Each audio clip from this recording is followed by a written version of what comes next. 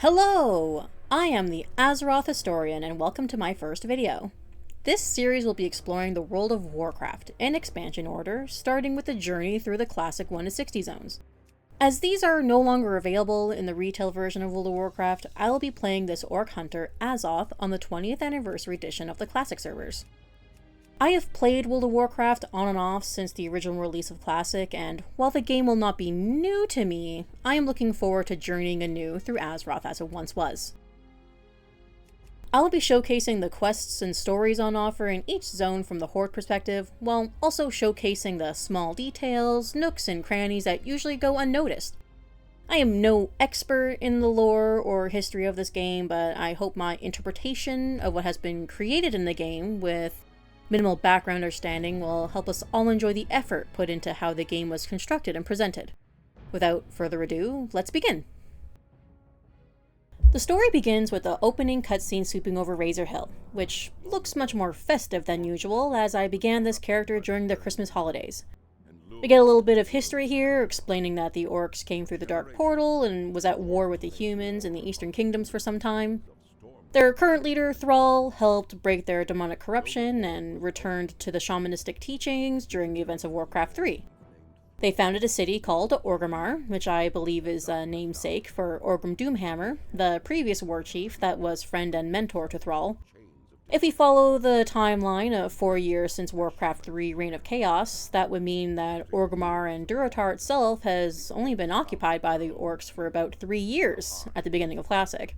We are given an ominous warning that the agents of the Burning Legion are still afoot before being given full control of our new Orc Hunter. As a proud defender of Durotar, it is your duty to crush your enemies, both seen and unseen. For the nefarious agents of the Burning Legion still wander the land. Our first quest is from Kaltunk, who says we are finally of age to become a soldier of the Horde and conquer for the glory of the War Chief.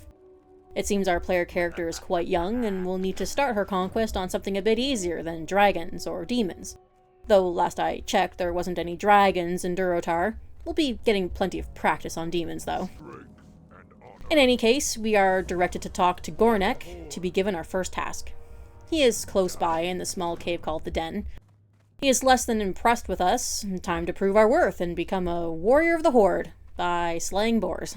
Killing boars. This will give us a new pair of gloves, so time to get to work.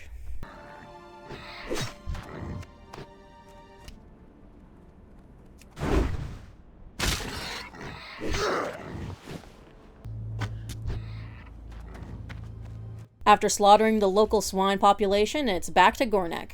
He's a bit more impressed with us, but still wants us to prove ourselves against a tougher foe. We get an etched parchment directing us to visit the hunter trainer, Jenshan, and a task of bringing back 10 scorpitails so they can make anti-venom with it. Hopefully we won't be needing the anti-venom ourselves. This will get us a new belt or cape. While we're in the den, let's explore it. As a hunter, there's usually no need to come into the cave. You can find the rogue trainer, 3 armor and weapon vendors, and hidden in the corner is the warlock trainer. The architecture is posted tents and open braziers, but it doesn't really make sense to be in a cave. Running back out of the cave, we can see the shaman, priest, and mage trainers to the right, as well as Kanaga Earthcaller, who has a quest for shamans in the Earth Totem. Stopping to talk to Zaretha Fargaze has us tasked with killing the vile familiars of the Coven called the Burning Blade. See, I told you demons were on offer. Our first taste of the Burning Legion corruption. It sounds like this coven hasn't been in the area long. This will give us a new axe, which is much appreciated as until level 10, our hunter will be doing a lot of melee combat. Just behind Zaretha, we can find the warrior and hunter trainers. We talk to the hunter trainer and are told to return often, which we will because we gain new abilities to purchase every 2 levels. For now, we're too poor to afford a new ability, so we'll be back later. To the left of the den is a general goods vendor, a butcher, and Galgar. He is offering to make us cactus apple surprise if we bring him 10 cactus apples. I won't turn down free food. While we're out collecting apples, we might as well tackle getting those 10 scorpitails.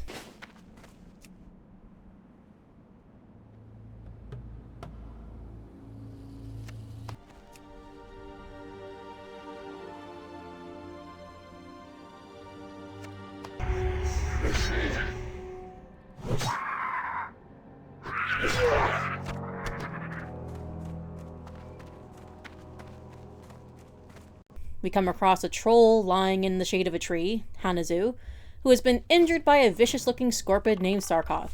He wants us to kill it, to uphold his honor, and bring the claw back that he injured.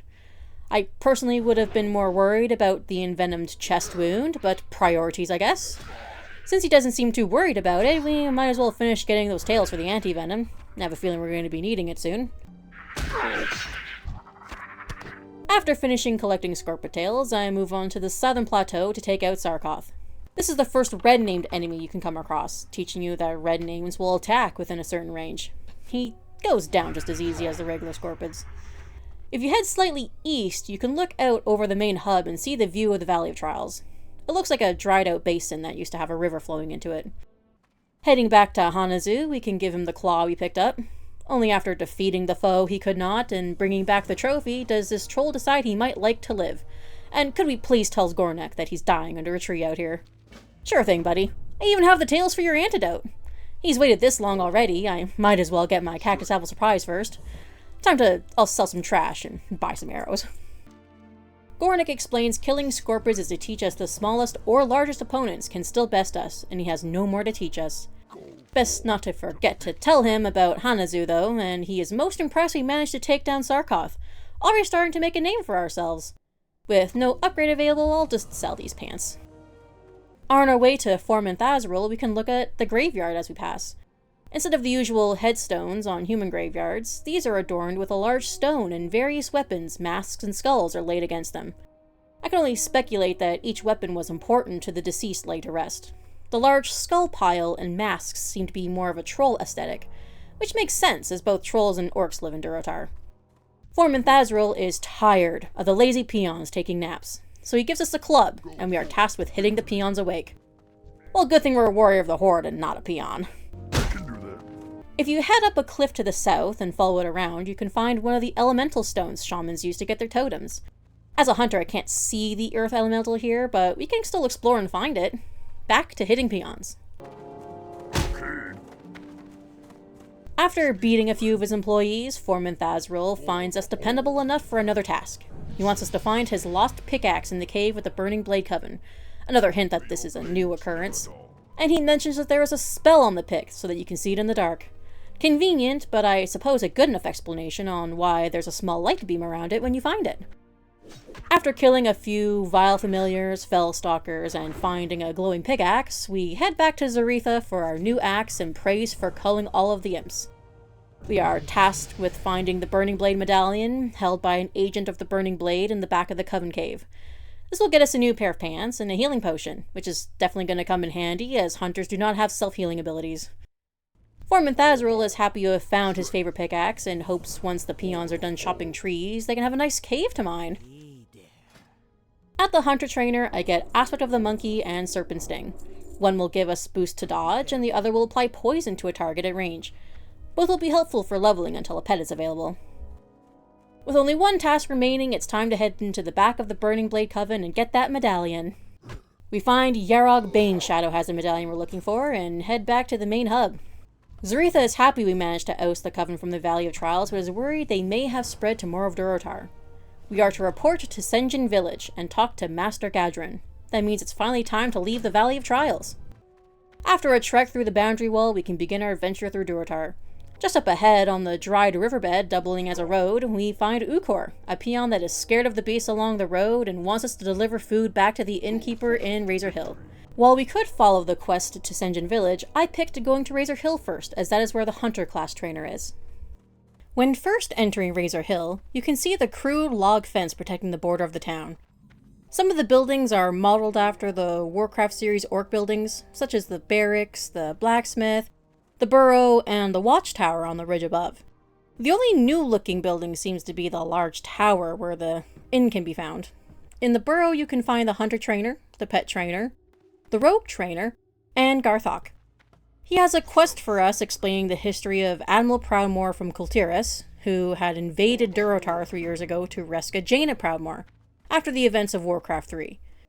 Instead, Jaina betrayed her father, and the Admiral was slain by the Horde. Forces from Kultiris has once again taken the keep along the east coast, and we have been tasked to kill the invading humans once again. You would think after 3 years they would have just gone home to Kultiras? Oh.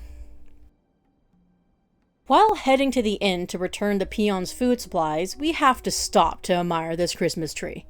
The ornaments are made of axes, daggers, shields, eyeballs, skull baubles, and broken bulbs, mixed with chains for garland, a horned skull as a tree topper, and the tree model from Tirisfal Glade, with the base being one of the fence posts from around the town, is just the most hoard holiday tree I have ever seen. Once inside the inn, we return the peons' foodstuffs and get some water for our trouble. We can look around the inn to see some sleeping nooks with dangling beadwork, a hammock bed, and some straw beds. There's an orc standing in the back with mugs, bottles, and kegs of beverages. Feels very much like a fantasy inn. Heading into the barracks, this is where you would find the priest trainer, the shaman trainer, the general goods vendor selling the ever-coveted bags, a first aid trainer, and the warrior trainer who is called Tarshad Jaggedskar, which is just one of the most metal names I've seen so far. Going north of the barracks, you can find a trades vendor, a bower, which I will be buying most of my arrows from, an armor vendor, and around the back of the building is the warlock and demon trainers. It's almost like fell magic is frowned upon in most societies with how tucked away they keep placing the warlock trainers. Moving right along to the blacksmith building next to the inn, you can find a weapon vendor, the blacksmith trainer, an engineering trainer, the mining trainer, and another armor vendor. On the other side of the inn, we can find a butcher and cook Torka, who has a quest we can't pick up yet. Around them are various cooking implements like a smoking rack, a small grill-covered oven, a cauldron, and a wagon, which look like it has barrels and bags of ingredients. If you go around the tree nearby, you can climb up the cliff to the watchtower, finding Furl Scornbrow at the top. He says he's too old to battle anymore and has made himself useful in other ways, such as being the watchman in this tower. To pass the time, he crafts items for the younger warriors to aid them. With some canvas scraps, he could make us a bag. Score! After that, we can return to Razor Hill by hurling ourselves off the top of the tower and back down the cliff, because what aspiring adventurer needs functional knees? With the tour of Razor Hill complete, we can head out to the southeast to find some humans to murder for canvas scraps. We have an inventory increase on the line. Move aside, Kultirans. Heading out of Razor Hill, we can see the stone ruins in the distance. As we get closer, we can see a destroyed watchtower outside of the main keep. Going through a destroyed portion of the outer wall of the keep, we can find 4 ruined buildings that look like they've been burned down. The main structure still standing is modeled after the human barracks in Warcraft 3. You can find full models of these in the Eastern Kingdom's human zones, but this one is half boarded up with only one real pathway forward. A couple players are fighting through the barracks and invite me to join them. I accept, and we work together up to the 2nd floor and confront Lieutenant Benedict. He drops a key, and with only one place left in the building, we head to the roof to find what it could open. We find Benedict's chest unguarded on the roof, take the envelope from inside, and hurl ourselves off to the roof. The red sand will cushion our fall, surely. Yeah, barely any damage. Our intrepid adventurer can handle a couple of tussles with gravity. Finding a handy chest that didn't burn with the rubble, a silver bar is our reward. Nice! We can sell that on the auction house to fund the stacks of arrows I'll be buying for the entirety of my leveling journey. We still need more canvas scraps, however, so the slaughter and looting of these hapless Kultirans must continue. While running around, we can find one more structure in the ruins, a still intact gallows. It's unclear if this was built recently after the fires, or just survived the initial burning, but it's a little disconcerting to think that humans arrived in this land 3 years ago, and were already planning executions. And they call the orcs the villains. With the last human defeated, I finally remember to open the envelope we obtained from the chest on the roof. Inside is an official-looking document from Admiral Proudmoore. With the aged envelope, we can conclude that this is the Admiral Proudmoore killed by the Horde 3 years ago. We should take this to Garthok, the commander of Razor Hill, and so we shall. We first informed Garthok of our victory against the humans. He apparently already had heard of our bravery from the rumor mill, and our victory was to be heralded to Orgrimmar. We are slowly making a name for ourselves. Before I can hand off the document, Garthok tasks us with swimming through the wreckage of the Kultiran fleet to find gnomish tools, so we can benefit the Horde with new mechanical knowledge. Sounds easy enough. It seems these plans are the remnants of Admiral Proudmoore's plan to invade Durotar. Expecting another wave of Kultirans to arrive on the shore, we are tasked with bringing these plans to Nazgrel, War Chief Thrall's advisor, in Orgrimmar. Sounds important and out of the way. I'm sure it can wait. Garthok has one more task for us. The Razormane Quillboar were in Durotar when the Horde arrived. While settling the land, they slowly ousted them from the area, and only a small pocket remains. We must drive them from Durotar, and soon all of Kalimdor.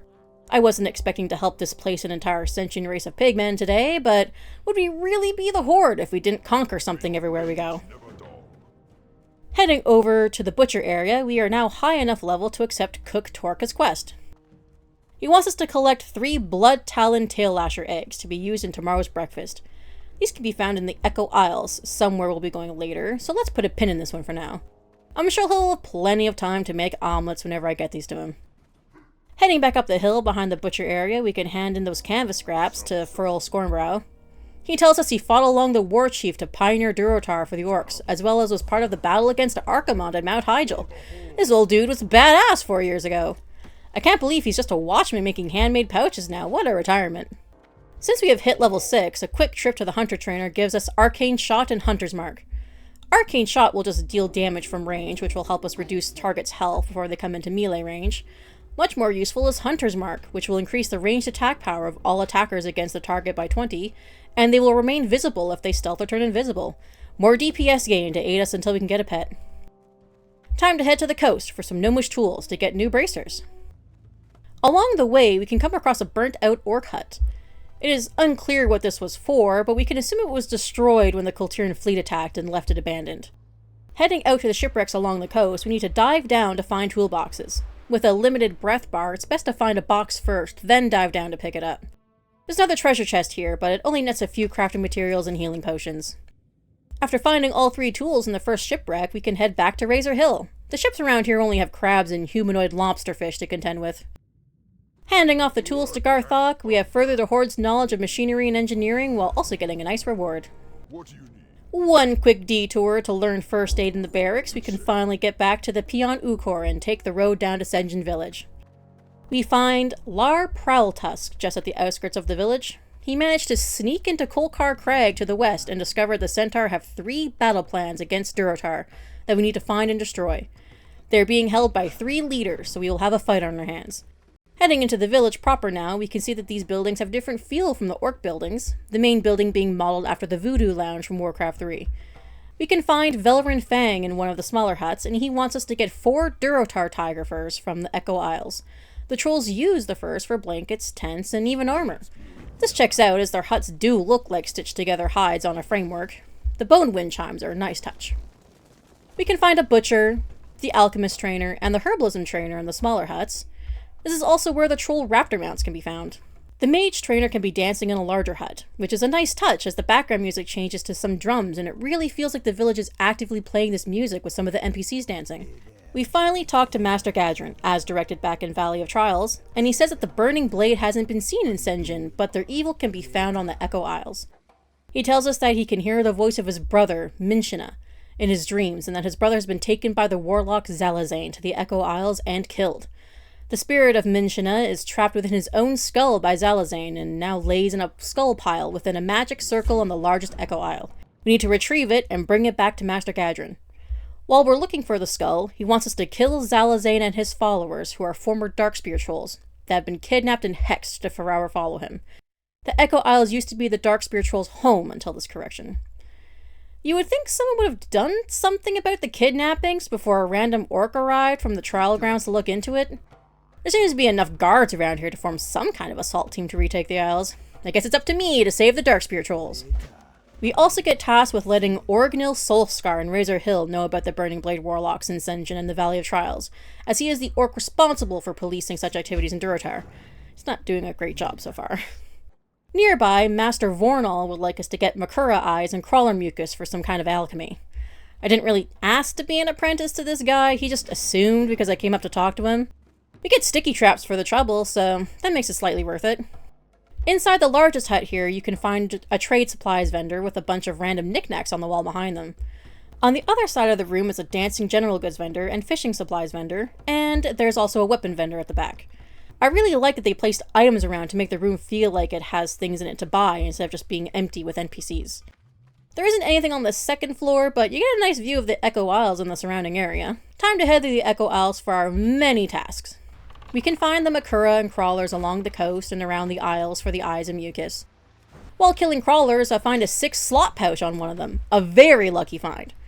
I can't get rid of this character now, she has bag luck. Heading further south along the coast, you can spot the boat that goes from Ratchet and the Barrens to Booty Bay in Stranglethorn Vale. It makes the world feel much more connected than the usual follow this road to town vibes. Also on the southern coast is a troll hut with a massive shark hung on the front of it. Inside you can find the fishing trainer. With only 2 silver to our name, I'll pass on learning fishing for the time being. While killing some Makura, there's a call out for help with Zalazane. Since I need to take him down still, and it'll be much easier in a group, I head over to the largest isle to lend a hand. Clear out the small troll camp of hexed and voodoo trolls, take down Zalazane and grab his head, and take a skull from the pile atop the small hill nearby. I'm sure this random skull out of the whole pile is the one I want. My hunter instincts are never wrong. Working as a team, we quickly clear out the troll ruins and burned out troll lounge of the remaining hex trolls. I head up to one of the smaller islands to start hunting tigers and looking for raptor eggs, as we all part ways after a job well done. We can move along the small half-ring of islands to find hides and eggs. I take a swim to the most northern isle just to take a peek at the ruins along the isles. It makes it feel like the trolls have been living here for longer than the 3-year period the orcs have been here. How nice of the trolls to share the zone. We did help them take out a Naga sea witch plaguing their tribe in Warcraft, so we're all friends here. One more crawler killed on the way back for a missed mucus, and we can give everyone their asked for supplies in Sen'jin. Master Vornal thanks us for the eyes and mucus, giving us really sticky glue. This can be used to root a mob in place to get away, so a really handy tool to keep on hand, even if it is tempting to sell for some silver. Velvrin tells us the story of his first tiger hunt, which places more importance on hunting in the troll community, and he thanks us for helping the trolls to be protected and warm during the changing seasons. I don't know how cold it'll get in a desert wasteland, but I'm sure the tiger pelts will be good materials regardless. Master Gadrin is happy we saved his brother from slavery in his own skull. Good to know we picked the correct skull! Min Shinna's spirit will appear as Gadrin releases him from his skull prison, which is a nice touch. We get a faintly glowing skull, which can be used to do about 100 damage to an enemy. Another item to help us get out of a dicey situation, although I don't know why Master Gadrin wanted us to have his brother's skull. We can give Master Gadrin Zalazane's head, and as thanks for taking up the threat to the Echo Isles, he lets us know we can talk to his assistant, Bombay, behind us to be cured of an ailment as his voodoo is strong. We also get a new pair of gloves. Talking to Bombay gives us a few options to pick from. Regardless of what you pick, you can get a different effect. You can be launched into the air and land safely. You can be turned into a frog. You can be turned into a snake. You can grow slightly larger, and you can be made instantly completely smashed drunk, causing your screen to become blurry and your character to run around wobbly. Well, only time can cure drunkenness. No time like the present to kill some centaur. What could go wrong? A curious effect I noticed was the Kolkar Drudge was showing as Grey level 2. Now, I might be a little rusty to World of Warcraft, and especially Classic, but I know for a fact these centaurs should be a minimum level 6. Being drunk seems to have made the level of the mobs drop about 4 levels. If I hadn't known beforehand what the actual level of these enemies are, which can go up to level 8 in the back of the crag, you could have foolishly charged in thinking an easy task to complete. World of Warcraft teaching you the risk of drunken courage even as far back as 2004. Heading into the crag, we need to destroy the attack plans for Valley of Trials, Sen'jin Village, and Orgrimmar. Funny that they have no plans to attack Razor Hill, which stands between here and Orgrimmar. There's another orc trying to destroy the plan, so I offer to team up and they accept. Together we clear out the centaur with no named leaders in sight, so I assume that was just flavor quest text. Destroy all the plans and return to Sen'jin triumphant and slightly less drunk. Talking to Lar Prowltusk, he is satisfied we foiled the centaur attack without having to involve our mighty warriors, though he cautions we will be having tough fights ahead before these trying times are over.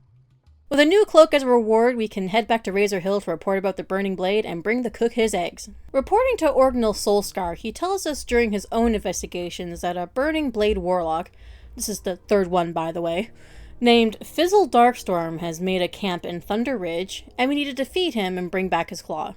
Unfortunately, Fizzle is level 12, has a Voidwalker, and is in the middle of a camp with other warlocks with Voidwalkers. This quest is very deadly, and not one we'll be doing anytime soon. Orgnil is just going to have to wait for us to take down this Burning Blade warlock. A quick pit stop to give Cook Torka his eggs, and to be rudely dismissed by the orc nets us some food and 2 silver. Now that we're level 8 and back in Razor Hill, we can buy new skills at the Hunter Trainer. We get Parry, which will help reduce the damage in melee combat, Concussive Shot, which will daze an enemy, cause them to walk slowly towards us, and letting us get more arrows fired. And Raptor Strike Rank 2, which will just increase the damage Raptor Strike does. An all-around great set of skills to help us get to level 10, and the vaunted Pet Companion. Before heading out to the next area, I buy a new bow to help with damage, as we've not been getting a new one for quests in a while. We can now exit Razor Hill to the west and start eradicating the Quillboar.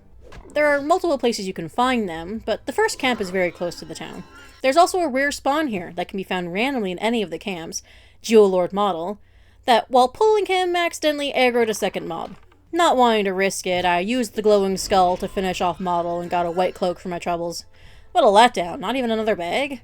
While we finish killing the Quillboar and scouts, we can run north across the road to the other Bramble camp for the Dust Runners and Battle Guards.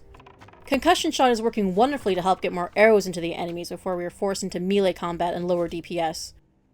There are a few close calls with the Dust Runners, as a rejuvenation can extend the encounter, but the pigmen go down and we can take a little side trip to the southwest corner of Durotar past all the Quillboar camps. Along the way we find another burnt down orc hut. This one looked like it used to be a pig farm. We can speculate that it was attacked by the Quillboar, as it is between two bramble camps.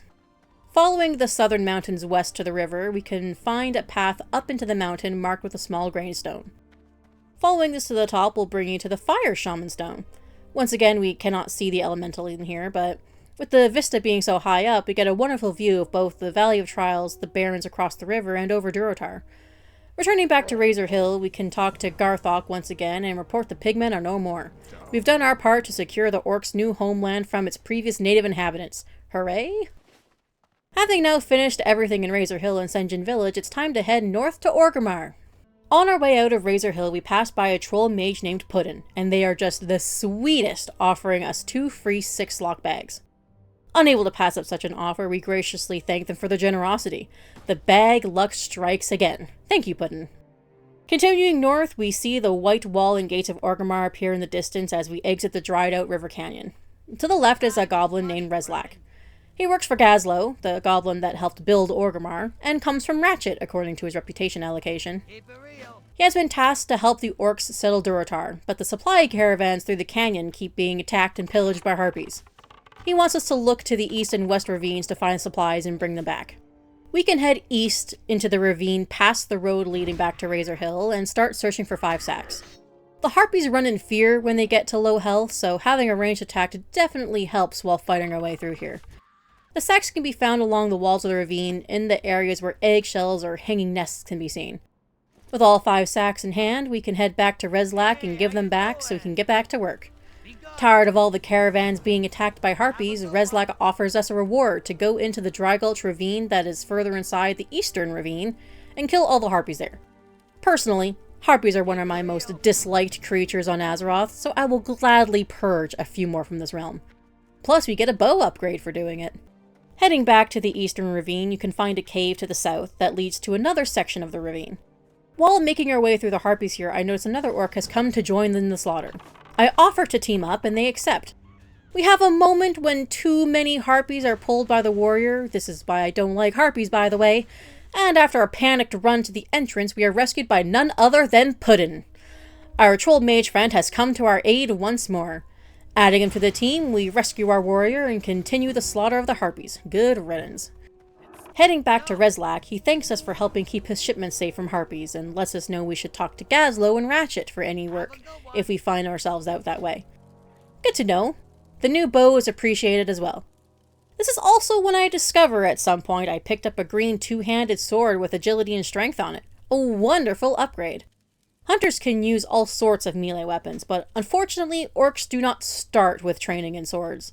In order to use this sword, we need to go to the Undercity weapon trainer in the Eastern Kingdoms. We can just keep it safely in our bags until then.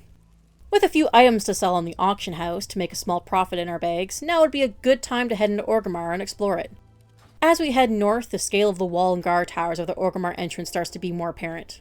Heading through the switchback gate, we open up into the Valley of Strength, the main hub of this horde city, with a breathtaking opening view, especially with the 2 dragon heads on pikes from a couple of level 60 quests handed in for buffs.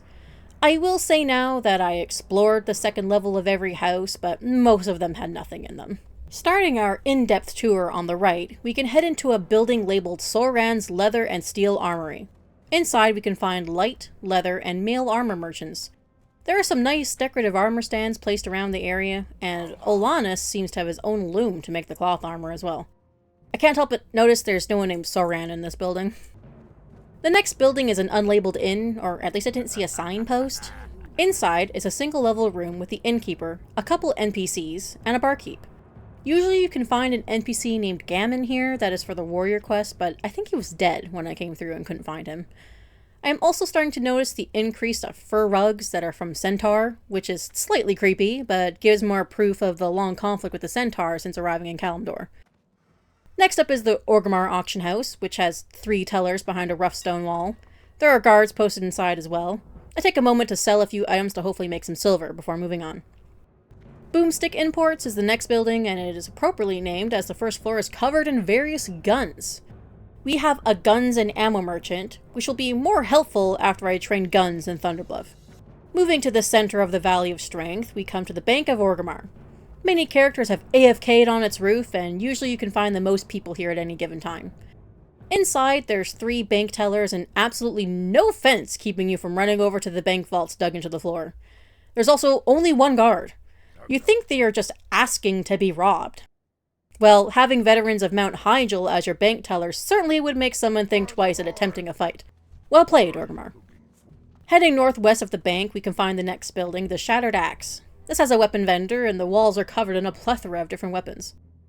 Moving along north, the next building is the Chop House. This is a single-room building covered in cooking implements, meat textures, and a butcher selling the usual meat options. Vendors like this are especially handy for hunters, as each pet species has certain foods they prefer. Finding all the food vendors in a city will be useful for later. Following the road northeast will bring us to the back of the central tower and up a hill. Continuing east will bring us into the drag, and heading south will bring us to the auction house. Instead, we can turn around and switch back up the hill and to a building labeled Spirit Fury Reagents. As the name implies, there's a reagent vendor here. This will be more useful to higher level players, as most of these items are for endgame skills and buffs.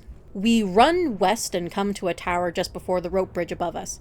If you climb this tower, it will meet with the rope bridge, giving a secondary way to get to the Valley of Spirits without having to double back to the central tower. Following the road back south, we can get to the next marked building, which is the Horde Embassy. This is where the Guildmaster and the Tabard vendor can be found. The last building left of the main gate is the Orgrimmar General Store. As you can imagine, this has the general goods and the general trades good vendors inside. You can probably find most of what you're looking for here. This leaves the last place to go being the central tower behind the bank, the Sky Tower. At the top is a Wind Rider Master, which is the flight point for the city. You can find wyvern perches and a goblin zeppelin strapped to the side of the tower. We can head across the rope bridge and turn left towards the Valley of Spirits. There is a barracks here before you enter called the Hall of Legends, where the PvP vendors are. I tried to enter just to show off that you need Stone Guard or higher to enter. You'll first notice the Valley of Spirits has troll buildings sitting in a small oasis. The first building is called the Darkbriar Lodge, and this is where you can find the mage trainers. The back of the room has a Horde Cloth Quartermaster, which I believe you can use to boost reputation with the Darkspear trolls. I never really figured out how to use these NPCs, to be honest with y'all. The second floor of this building has the Portal Trainer. To the west is the Spirit Lodge, with a nice rock stepping stone path to the entrance. Here we have the Priest Trainer. Heading up to the second floor, I cannot help but notice they only installed one side of the guardrail.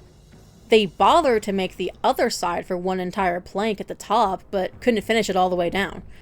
I don't know if trolls just like to live dangerously, or if this is just some world flavor about how scarce wood is in a desert. At the top we find another Priest Trainer, as well as Zayrus, the High Priest. I'm sure he's important in some fashion. His dialogue says we should respect the priest ways or be cursed. Trolls take this voodoo stuff very seriously. Heading to the last small hut here to the left, Survival of the Fittest, is where you can find the first A Trainer. Heading back to the main road, I find the snake vendor who patrols this area. You can buy pets from him, though I cannot as I am too poor. Back to the main road, we can continue west to the next building, Sky Fury Staves. This, unsurprisingly, has a staff vendor inside with many staves littering the area. Continuing west along the road, we pass a few buildings we cannot enter. They're also getting more scarce as we approach the west gate, and the last building on the right has an NPC, Keldran, who I believe has a quest for Desolace later. His house just has a table and a few jars and weapons to keep it from feeling empty. We can head out the west gate to see a large bridge that goes over the river. South you can see the border of Durotar and the Barrens, while north you can see the border between Ashenvale and Azera. Time to head back to the Sky Tower rope bridge to continue the tour. Heading north from the rope bridge, we have an unlabeled hut with the NPC Zankaja inside. I didn't remember if she had any quests, so one quick Google search later and she is part of a Warlock quest, the more you know. Her house is almost the exact same layout as Keldran's. The next shop north is Stranglethorn Imported Fruits, across the street from the entrance to the Cleft of Shadows. This vendor is very helpful for pets who only like fruit and won't eat meat you can find everywhere. They have a very nice spread of different fruits around the shop. Skipping past the Cleft for now, we can keep going north to enter the Valley of Wisdom. This is where you can find an orc stronghold modeled from Warcraft 3. It is named Gromosh Hold, which is a namesake for Grom Hellscream, who helped defeat the Pit Lord who enslaved the orcs in Warcraft 3 and died while doing so.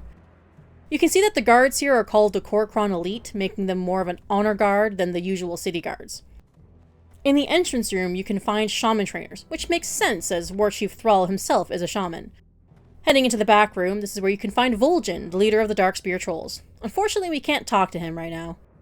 To the right of the throne, we can find Nazgrel, and finally hand off those orders from Admiral Proudmoore we found a while ago. He will counsel Thrall on these orders at once. I'm sure we could have just told him since we're heading to talk to him right now. Great that we can just visit the War Chief of the Horde like this without having to be vetted or cleared into the stronghold. Thrall has a very nice speech about wisdom, honor, defending the Horde's way of life, and knowing when mercy and compassion is needed.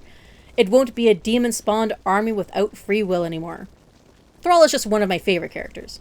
He does have a task for us as well. Thrall needs us to head into Skull Rock, a cave east of Orgrimmar and Durotar, and find the insignia of a lieutenant of the Burning Blade there. He needs a young adventurer to do this, as sending his own forces will tip off the Burning Blade that they've been compromised. It feels like we are getting closer to finding out who these Burning Blade warlocks are, and why I keep having to kick their butts.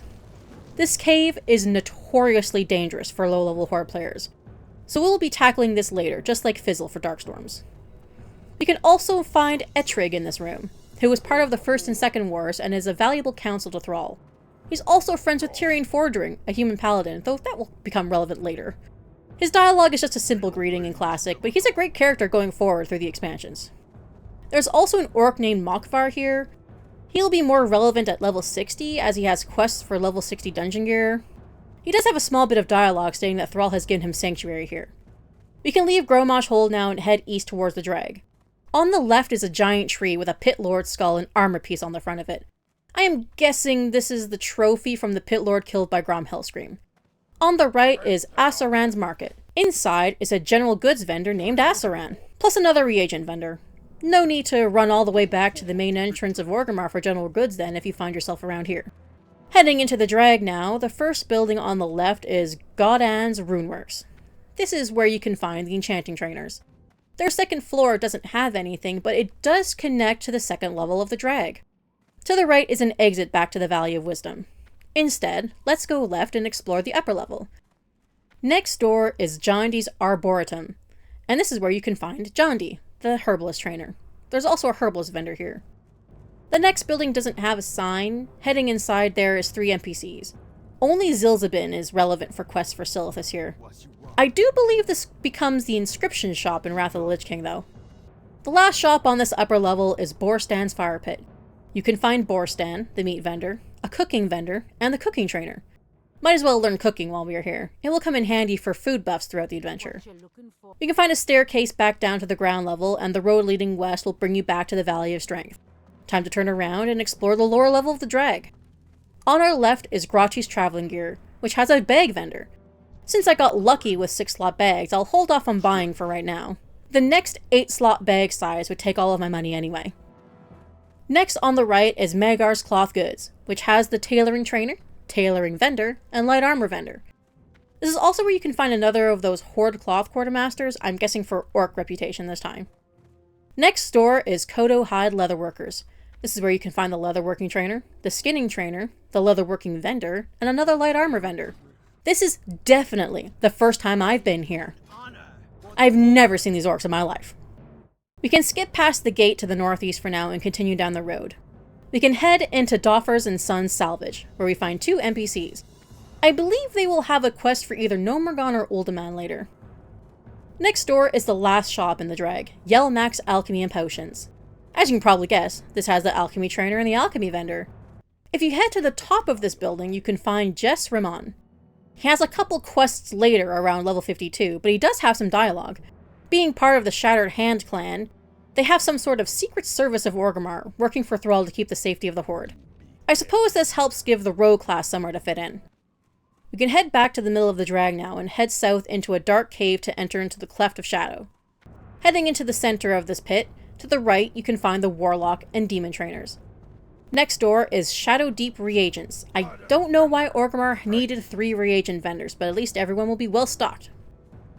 Moving along next is Ironwood Staves and Wands. While this does have another staff vendor, it does have a wand vendor. Wands are very useful for spellcasting classes, and if you haven't found one, you can buy one here. I have flashbacks of my priest using wands to save on mana in the early days. It will be a literal lifesaver. Across the cleft from here is Korgon, who we'll be coming back to soon for our quest. Heading south up a ramp, we will find Shadow Swift Brotherhood, which is where the rogue trainers are. To the right is Rakul's Poisons, and a vendor I think rogues use for poison making. To the left of the Brotherhood is the Slow Blade, which has a blade vendor.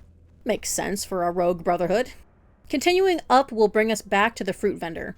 Turning around and heading all the way down to the right will bring us to the Dark Earth Fungus and Mushrooms, which has a mushroom vendor. There are some pets who prefer fungus for food, so another vendor to remember. In the hut next to the Ragefire Chasm dungeon is Nehru Fireblade. His dialogue explains that he is here to prove to Thrall and the Horde that there are warlocks who can be trusted and not destroy the Horde from within. Probably referencing Gul'dan, who had done just that during the Second War. He has a task for us to go into the Ragefire Chasm and kill the leader of the Searing Blade, another warlock coven. The leader is a Felguard named Taragamon the Hungerer. We need to rip out his heart so it can be presented to Thrall. I am starting to see a very strong pattern of everyone wanting trophies as proof for our deeds. No trust that I can actually accomplish them, I suppose. This is a level 16 dungeon quest, which requires a party to do. We will not be doing this for a long while yet. We can head back up and out to the drag, cross it, and use the northeast switchback gate to enter the Valley of Honor. This is the last area of the city to explore. Starting on the right is Kiro's Harnesses. This has the vendor, Kiro, that only sells leather war harnesses. I suppose role-playing servers can get some use out of this one. This room also has a lot of Tauren totems on display for being an orc run shop. Moving right along. Down the lower road is Orgrimmar Bower, which is very appreciated for hunters as we can find bow upgrades and new arrows here. I'll be back for a new bow here once I have more money. Heading back to the harness shop, we can find the upper road instead to get to the Hall of the Brave, another barracks building. This is where you can find the warrior trainers, as well as the battleground battle masters. I don't plan on participating in PvP, so we can just skip past them. Heading back to the main road, we can follow it around the pond to Red Canyon Mining, which has a mining trainer and mining vendor. They also have these panhandles in the back. I wish they had added that as a mechanic. Just go to a river and panhandle for little bits of rare ores instead of finding random veins in the world. Moving along to Nog's machine shop, we can find it filled with goblins.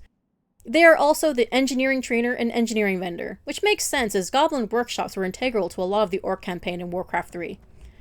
Following the road east brings us to an outdoor area with a bunch of forges and anvils. This is where you can find the blacksmith trainers, as well as the armor and weaponsmith specialists. There's also a building nearby called the Burning Anvil, which has a heavy armor vendor and the blacksmith vendor. Next door is the Arms of Legend, which has the weapon trainers. This is how you can learn new weapon types, like swords at the Undercity weapon trainer. Hunters have a lot of options, and I know there is a very good staff in the Barrens, so I will pick up staves while I am here. There is multiple weapon vendors in here, including one on the second floor for maces and staves. I suppose so you can buy a weapon for the new type you have unlocked. I contemplated buying a new staff, but I need to keep the money to unlock swords. Heading back to the pond, we can run around it and find Lumok's Fishing. On the dock, we can talk to Lumok to learn fishing, and get a fishing rod from the fishing vendor. Fishing is the easiest way to level cooking, but remember that fish and meat are separate categories for pets. Don't get stuck with a bunch of fish for a pet who won't eat it. Next to the fishing hut is the orphanage, headed by the Orphan Matron Battle Whale. Such a sick name. She mentions that there is a holiday called Children's Week where you can come and help out at the orphanage. This won't be for a few months yet, though.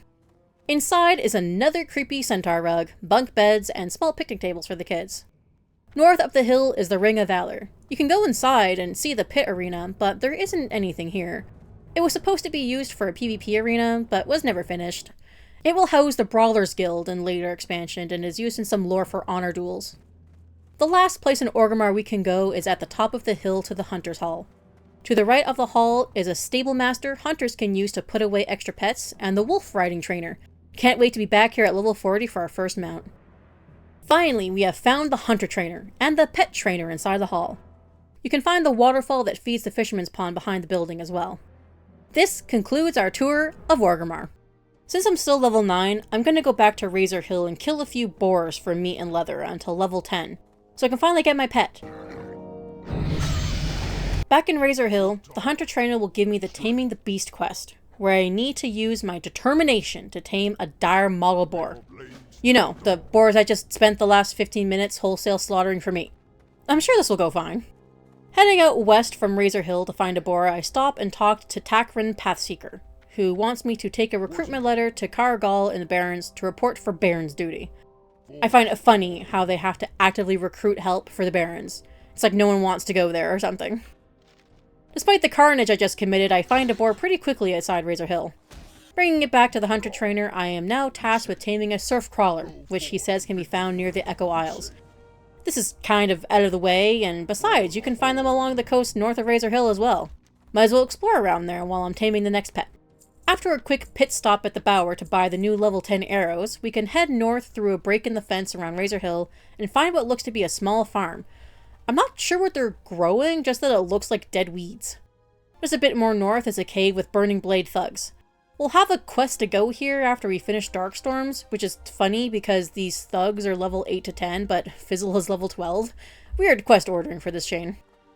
Heading east, we can find Deadeye Shore. This is where I remember to dismiss the boar, as I cannot tame a new pet with it active. One tamed crab later, and it's back to Razor Hill. Along the way back, you can find the top section of the ravine that brings you to Orgrimmar. It's a very beautiful sightseeing vista.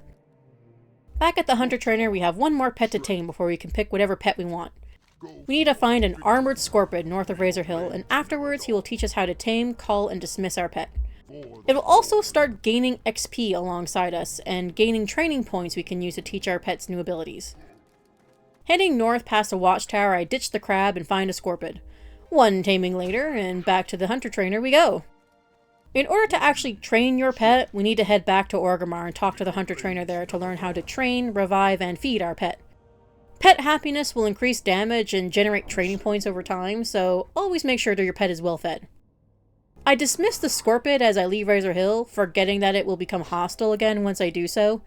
Not to worry though, the guards of Razor Hill is on it. Back to Orgrimmar. Back at the Hunter Hall, Ornak finally gives us all the tools we need to take care of our pet. So we should go tame one. I take a short pit stop at the cooking trainer to use their fire to cook all the boar meat I collected, before heading out of Orgrimmar and finding a creature to tame. This will do! A boar is a pretty good starter pet as it comes with a charge ability to get to the enemy quickly and keep it at ranged. Pets start really unhappy, so it's important to feed them after you finish taming them. I still have some of that cactus apple surprise I could use, but I wonder... Sure, boar likes boar meat. To each their own, I'm not a judgmental person. Each feeding lasts a while, so you can space out feeding to let the happiness increase. It's around this time that I remembered I hit level 10, and as such, I need to train my own hunter skills.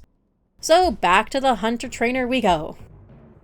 After feeding Boar around 4 cooked boar meat to max out his happiness, I have thought of a name for him. Everyone, meet Hannibal. Back at the Hunter Trainer, we can learn Aspect of the Hawk, which will increase range damage, Serpent Sting range 2, and Track Humanoids, all decent additions to our toolkit. Now that we have training and a pet, we can head back into Durotar and finish up a couple quests. Heading west from Orgrimmar main gate, we can find a pig farm. I'm pretty sure this is a reference to an orc building in Warcraft 2.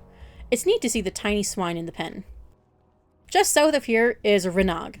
He's been stung by a venom-tailed scorpion and has been poisoned. With only an hour to live, he needs us to run back to Orgrimmar, find Korgon in the Cleft of Shadows, get an antidote, and bring it back before he dies. Well, we already know where Korgon is, so this should be a piece of cake. After accepting the quest, a timer pops up, giving us 45 minutes to get this antidote. He wasn't kidding about the hour to live. One trip to Korgon in the Cleft of Shadows later, and he now has a quest. The Venom Tails are the deadliest scorpions in Durotar, and it is foolhardy to hunt them without the antidote. So, Korgon wants us to hunt the Venom Tails for the Venom Sacs and bring them back so he can make an antidote.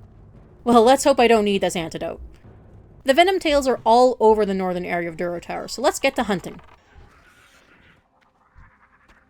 4 Venom Sacs later, we still have 30 minutes to save Renog. Plenty of time. One more trip back to Korgon for an antidote. We can finally bring it to Renog and save his life. He gives us the leather armor off his own back and is most likely going to be tasked back to the Valley of Trials to prove himself worthy to be let out into the world again. That's rough, buddy. There's only one more quest I'm going to do here before moving on, and it's just south of here past the Thunder Ridge. Here we can find another pig farm and Misha Torkren. Her son went hunting days ago and hasn't come back. He went to hunt crocolisks in the South Fury River that borders Durotar and the Barrens. We need to find a sign of his fate, which she assumes is eaten by crocodiles. Brutal. We can find another burnt-out hut on the way to the river, which is the 3rd one so far. It looks like it wasn't smooth sailing finding a homeland after the events of Warcraft 3. One crocolis purging spree later, we find Kron's amulet in the stomach of one of them and bring it back to Misha. She gives us a cloak she had made to gift her son, but no longer wants it. Before tackling the harder quests ahead of us, I think now is a good time to head to Undercity to train swords and explore Tirisfal Glades. Time to head to the Zeppelin Tower to the east of Orgrimmar. This tower has 2 Zeppelin trips, one to Stranglethorn Vale and the other to Tirisfal Glades. I do like that this is a reference to the Goblin Zeppelins the Orc used in Warcraft 3 to move troops around. I also find it hilarious that it travels between here and the Eastern Kingdoms with no stops, considering what the map of Azeroth looks like now in retail. Once on board, we can watch the view from the bow as we leave Durotar and head to the new area.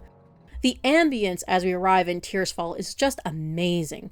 The coastline coming into view, only to be slowly covered in a dark haze, while an eerie backtrack plays.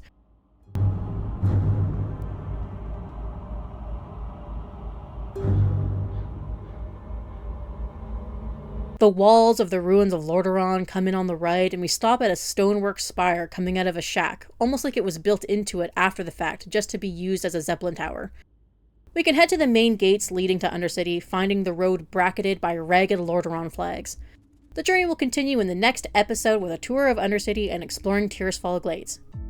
Thank you so much for watching. This is the first time I've created a video to this scale, and any feedback would be welcome for videos to come.